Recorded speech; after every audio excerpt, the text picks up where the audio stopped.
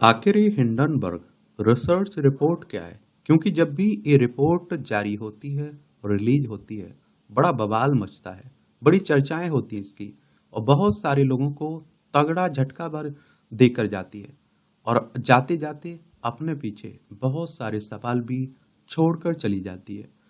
आखिर इस रिपोर्ट की क्या कहानी है और अभी क्यों चर्चा में बनी हुई है, इस पर हम लोग विस्तार से चर्चा करते हैं, एक सामान्य जानकारी देखते हैं। तो आप देखेंगे कि अमेरिकी रिसर्च कंपनी हिंडनबर्ग रिसर्च ने अपनी एक रिपोर्ट में भारत में सिक्योरिटी मार्केट रेगुलेटर नियामक यानी कि सेबी की बात हो रही है, भारतीय प्रतिभूति और विनिमय board securities and exchange board of India, जिसकी स्थापना 12 अप्रैल 1988 में हुई थी और वैधानिक स्थिति इसे 30 जनवरी 1992 में मिली थी। इसका हेडक्वार्टर मुंबई महाराष्ट्र में देखने को मिलेगा।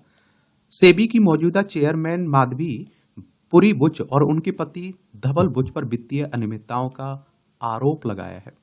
पिछले 18 महीने में भारत की कारोबारी और वित्तीय बाजार में कथित वित्तीय अनियमितताओं को लेकर जारी की गई उसकी ये रिपोर्ट दूसरी रिपोर्ट है। इससे पहले जनवरी 2023 में इसने भारत के प्रमुख औद्योगिक घराने अदानी समूह पर रिपोर्ट जारी कर हलचल मचा दी थी और अडानी को बड़ा तगड़ा झटका भी लगा था। और हिंडनबर्ग रिसर्च क्या है और ये क्या काम करती है और इससे अदानी समूह को कितना नुकसान पहुंचा था, इस सब पर बात करते हैं। हिंडनबर्ग रिसर्च अमेरिकी रिसर्च कंपनी है और इसे नेट एंडरसन नाम के अमेरिकी नागरिक ने शुरू किया था। कंपनी फॉरेंसिक फाइनेंस रिसर्च वित्तीय अनियमितताओं की जांच और विश्लेषण करती है और अनैतिक कारोबारी तरीकों और गुप्त वित्तीय मामलों और लेन देन की जांच करती है। कंपनी का काम और उसका दावा। तो कंपनी का एक प्रमुख काम शॉर्ट सेलिंग भी है। ये कंपनियों पर अपनी रिपोर्ट के जरिए उनमें अपनी पोजीशन बनाती हैं और इससे पता चल सकता है कि क्या कुछ कंपनियों के बाजार मूल्य में गिरावट आ सकती है। कंपनी के फाउंडर नेट एंडरसन खुद को एक एक्टिविस्ट शॉर्ट सेलर बताते हैं और हिंडनबर्ग रिसर्च 2017 से काम कर रही है और उसका दावा है कि उसने अब तक 16 ऐसी रिपोर्ट्स जारी की हैं जिनमें अमेरिका की सिक्योरिटीज एंड एक्सचेंज कमीशन के अलावा देश विदेश की कंपनियों में गैर कानूनी लेन देन और वित्तीय अनियमितताओं को उजागर किया गया है। हिंडनबर्ग रिसर्च अफीरिया परसिंग गोल्ड और निकोला और कुछ दूसरी नामी ग्रामी कंपनियों में वित्तीय अनियमितताओं को उजागर करने का दावा भी करती है। भारत में मचाई हलचल। तो भारत में ये तब चर्चा में आई जब इसने 24 जनवरी 2023 को देश के प्रमुख औद्योगिक घराने अडानी समूह के खिलाफ रिपोर्ट जारी की और रिपोर्ट में कहा गया था कि अदानी समूह के मालिक गौतम अदानी ने 2020 से ही अपनी 7 लिस्टेड कंपनियों के शेयरों में हेरफेर के जरिए 100 अरब डॉलर कमा लिए हैं। कितने? 100 अरब डॉलर। रिपोर्ट में गौतम अदानी के भाई विनोद अदानी पर भी गंभीर आरोप लगाए गए थे और कहा गया था कि वो 37 सेल कंपनियां चलाते हैं जिनका इस्तेमाल मनी लॉन्ड्रिंग में हुआ है।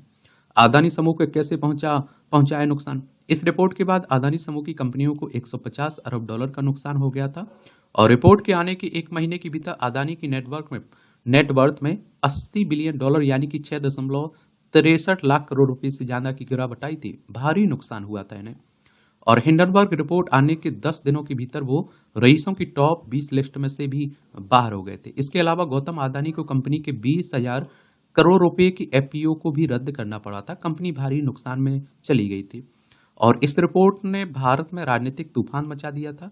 कंपनी की कथित वित्तीय अनियमितताओं को लेकर संसद में सवाल पूछे गए और मामला सुप्रीम कोर्ट तक पहुंचा। सुप्रीम कोर्ट यानी कि हमारी सर्वोच्च अदालत है।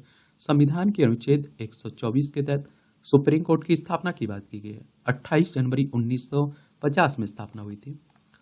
3 जनवरी 2024 को भारत के मुख्य न्यायाधीश डीवाई चंद्रचूड़ की अध्यक्षता वाली सुप्रीम कोर्ट की 3 जजों की बेंच ने अदानी समूह के खिलाफ हिंडनबर्ग द्वारा लगाए गए आरोपों की जांच के लिए विशेष जांच दल बनाने या केंद्रीय जांच ब्यूरो को सौंपने के अनुरोधों को खारिज कर दिया था।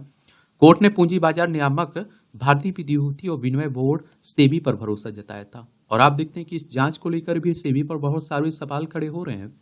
फैसले के बाद अदानी समूह के चेयरमैन गौतम अदानी ने एक्स पूर्व में ट्विटर पर पोस्ट किया था कि सुप्रीम कोर्ट के फैसले से पता चलता है कि सत्य की जीत हुई। मैं उन लोगों का आभारी हूं जो हमारे साथ खड़े रहे। भारत की विकास गाथा में हमारा विनम्र योगदान जारी रहेगा। हिंडनबर्ग अपने बारे में क्या कहती है? बीबीसी हिंदी की एक रिपोर्ट के मुताबिक हिंडनबर्ग का दावा है कि हिंडनबर्ग रिसर्च कंपनी अपनी रिपोर्ट्स और दूसरी तरह की कार्रवाइयों से पहले भी कई कंपनियों के शेयर गिरा चुकी है। अदानी से पहले हिंडनबर्ग का नाम जिस बड़ी कंपनी के साथ जुड़ा था वो थी ट्रक कंपनी निकोला। ये मामला जब अदालत में तक पहुंचा तब निकोला कंपनी के फाउंडर को दोषी भी पाया गया था। ब्लूमबर्ग की एक रिपोर्ट के मुताबिक हिंडनबर्ग ने साल 2020 के बाद से 30 कंपनियों की रिसर्च रिपोर्ट उजागर की है और रिपोर्ट रिलीज होने के अगले ही दिन उस कंपनी के शेयर औसतन 15% तक टूट भी गए। रिपोर्ट में बताया गया कि अगले 6 महीने में इन कंपनियों के शेयरों में औसतन 26% से ज्यादा गिरावट दर्ज की गई है। और हिंडनबर्ग नाम कहां से आया? तो बीबीसी हिंदी की एक रिपोर्ट में बताया गया है कि कंपनी का नाम हिंडनबर्ग कहां से आया।